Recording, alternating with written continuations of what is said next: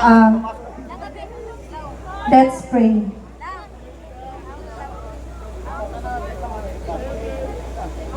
In the name of the Father, and of the Son, and of the Holy Spirit.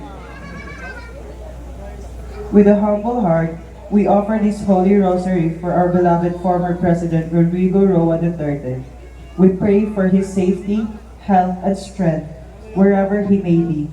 May the members of the ICC be guided by truth and justice, seeing the full pictures with fairness and wisdom.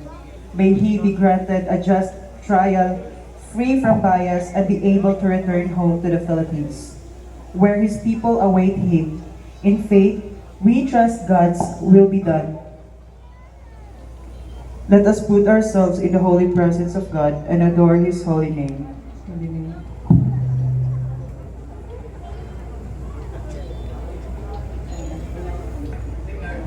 Our Father, who art in heaven, hallowed be thy name. Thy kingdom come, thy will be done, on earth as it is in heaven.